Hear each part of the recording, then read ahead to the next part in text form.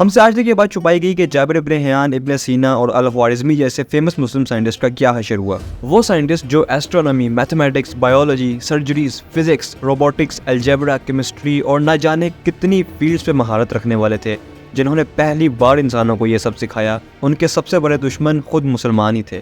یعقوب Al-Kindi جو کہ بہت ہی فیمس میتھمیٹیشین اور فلاسفر تو تھے ہی، مگر اس کے ساتھ ہی وہ میڈیکل، کیمسٹری اور میوزک کی فیلڈ میں بھی اچھی خاصی مہارت رکھتے تھے۔ الکندی کے مخالف خلیفہ کو جب اقتدار ملا تو ملا کو خوش کرنے کی خاطر الکندی کی لائبریری ضبط کر کے 60 سال کی عمر میں اس کو سرے عام کوڑے مارے گئے۔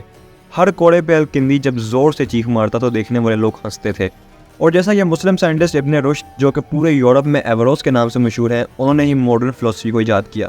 ابن رشد اندلس سے تعلق رکھتے تھے اور ایک بہت ہی مشہور عالم بھی تھے۔ ان کا حال بھی مسلمانوں نے بہت برا کیا۔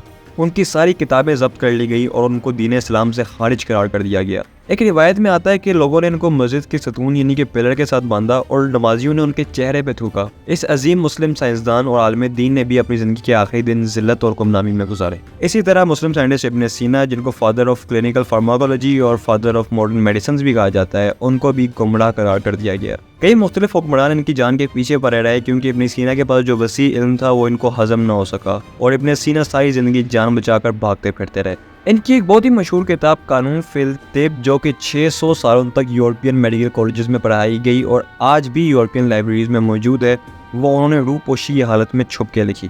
کچھ یہی حال فیمس فزیشین زکریا ابو بکر الرازی کے ساتھ بھی ہوا۔ یہ بہت ہی کمال کے الکیمسٹ، فلاسفر اور ساتھ ہی ساتھ میڈیکل فیلڈ میں بھی مہارت رکھنے والے تھے۔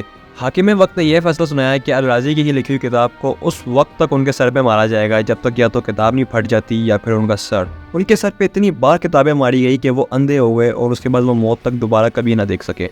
یوں ہی جابر ابن حیان، جن کو آج ویسٹرن کنٹریز بھی فادر آف کیمسٹری کہتے ہیں، ان کے بھی سب سے بڑے دشمن خود مسلمان ہی تھے۔ ان پہ بھی بدلہ لینے کی آگ میں بہت ظلم کیا گیا کیونکہ حکومت وقت کو ان کی شہرت کھٹکنے لگی تھی۔ جابر ابن حیان کا خراسان میں رہنا مشکل ہو گیا اور ان کی والدہ کو بھی کوڑے مار مار کر مار دیا گیا۔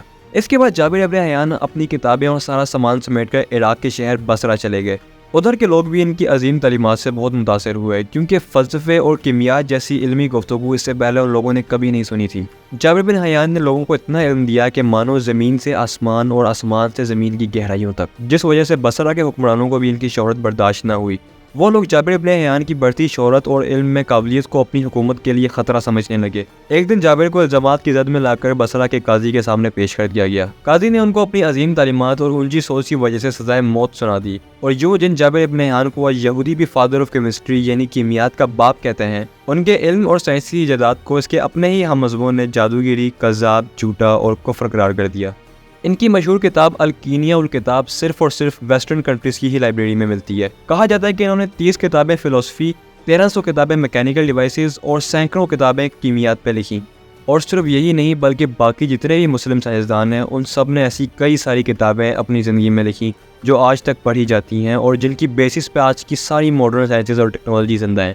افسوس کہ صرف مسلمانوں کے علاوہ ہر کوئی ان سے فائدہ اٹھا رہا ہے۔ مسلمانوں کی ان کی سب سے زیادہ دشمنی اس لیے رہی کیونکہ اس وقت کے اونچے رتبے والے لوگ اسپیشلی حاکم وقت نہیں چاہتے تھے کہ کوئی بھی ان سے زیادہ عظیم یا زیادہ قابل تعریف ہو، اور جانے انجانے میں اپنے اس ذاتی فائدے کے لیے انہوں نے مسلمانوں کی آنے والی کئی نسلیں تباہ کر دی۔ بے شک ان سب میں بیرونی سازشوں کا بھی بہت بڑا ہاتھ رہا ہے، لیکن میں ان کو قصوروار نہیں ٹھہراؤں گا۔ ایسی سازشیں تو ہر دور میں مختلف قوموں کے ساتھ ہوتی رہی ہیں، صرف مسلمان ہی نہیں، مگر ان کی وجہ سے ہونے والے نقصانات کی سب سے بڑی وجہ خود میر صادق اور میر جعفر جیسے لوگ تھے۔ اور آج کے زمانے میں آپ لوگوں کے لیے سب سے بڑی مثال ڈاکٹر عبدالقدیر خان۔ سبسکرائب۔